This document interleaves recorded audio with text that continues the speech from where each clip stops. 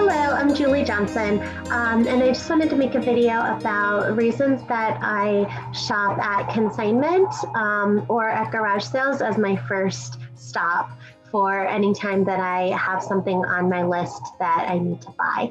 And so I keep a running list of everything that, like, errands that I need to do when I'm in town.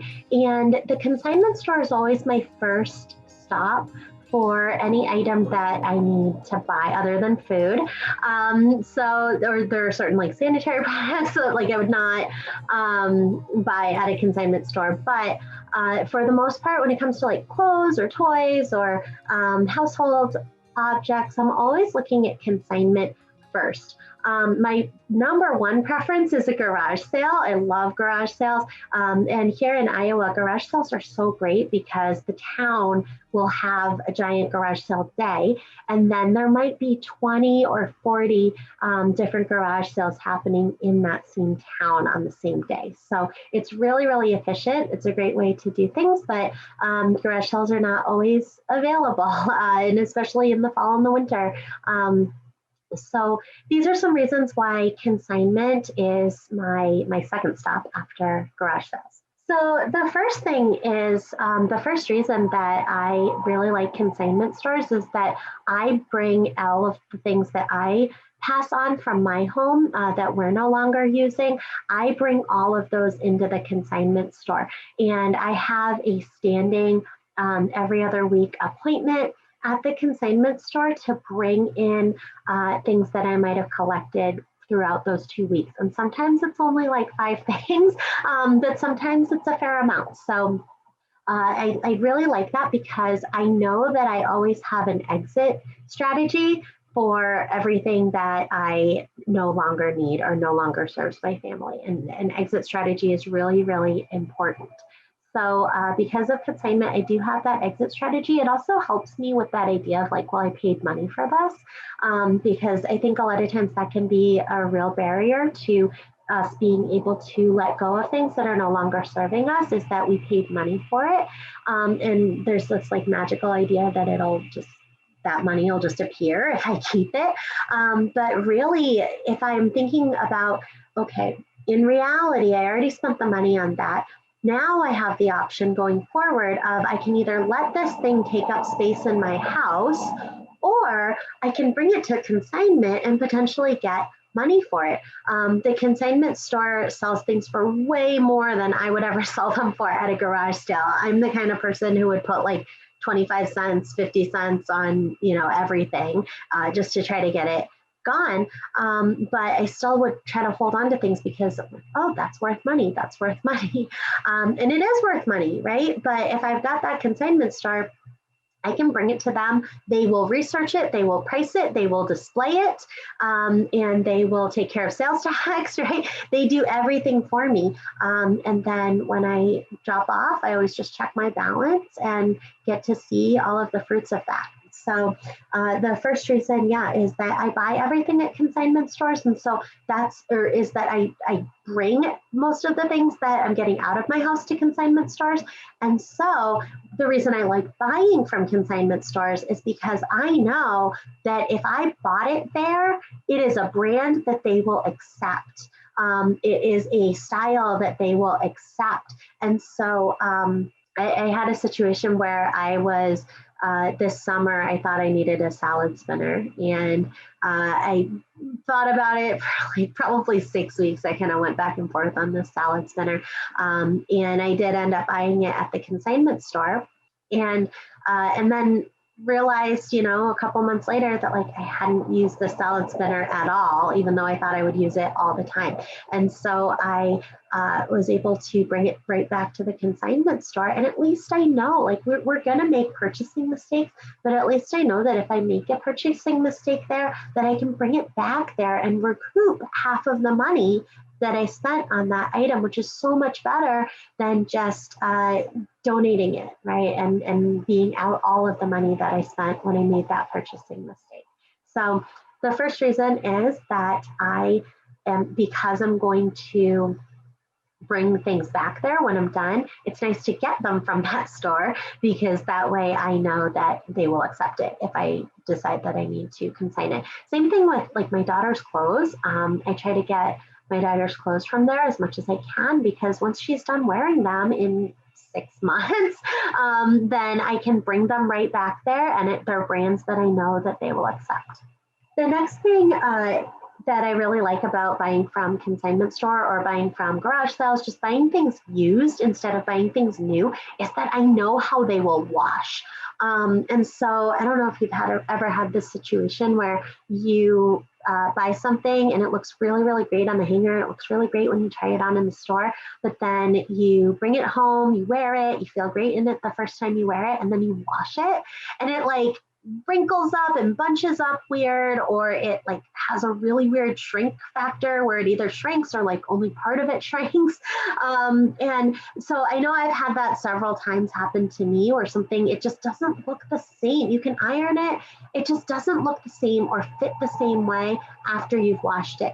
And that's really a waste of money, because most of those things end up getting donated, or they sit in our closet forever because we spent money on them. So what I really like about buying clothing, especially used, is that most of the time those clothes have already gone through the washing machine. And so I know that if it looks great in the consignment store, it looks great when I try it on in the consignment store, that there's a good chance on most of those clothes that it's already gone through the washing machine and it holds up in the washing machine and in the dryer.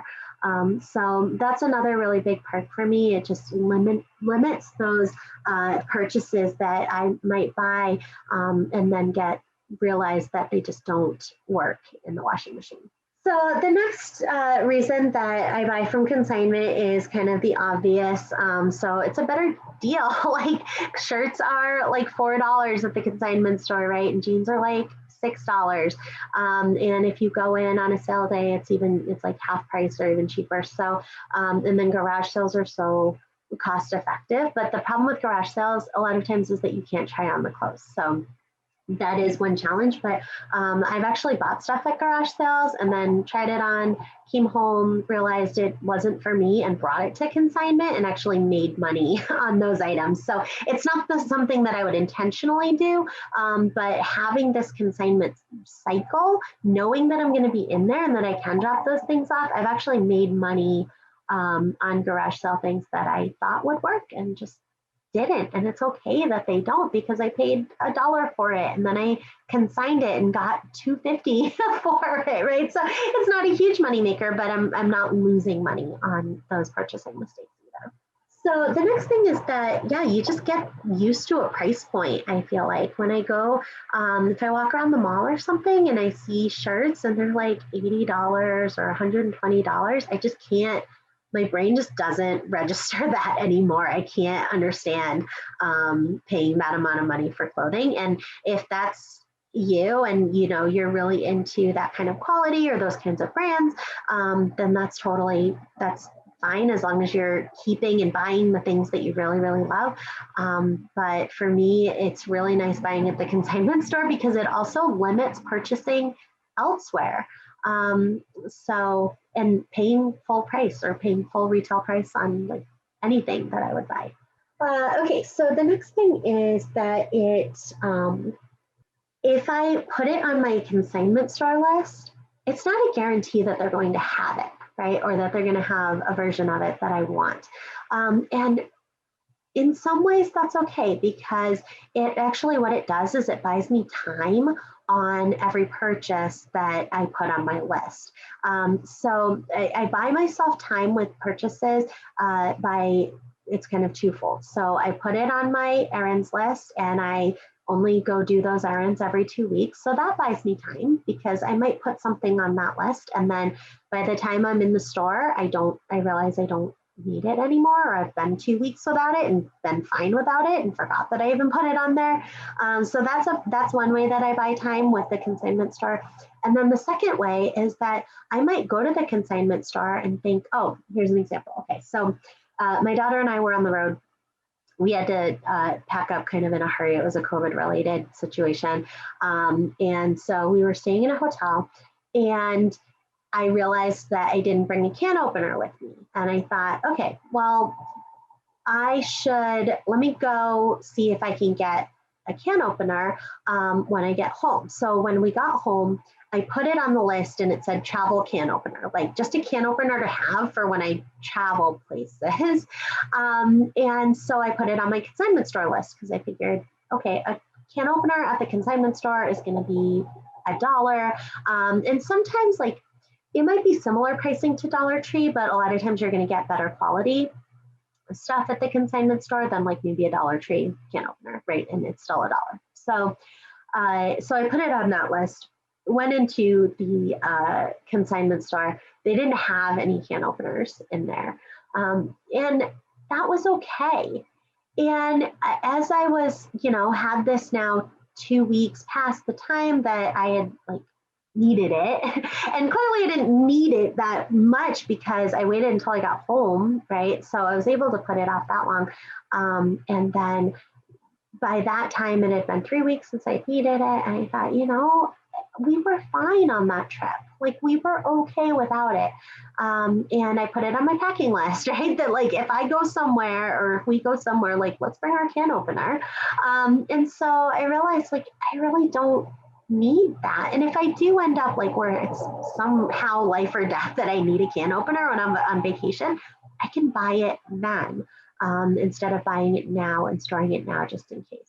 So the fact that I put it on the consignment store one and then they didn't have it really did save me time, because otherwise I would have just put it on like Target list or Amazon list even, right? And had one the very next day and not had that time to really reflect on it and think about it logically, as opposed to thinking like, oh my gosh, I'm in this hotel and I need a can opener right now.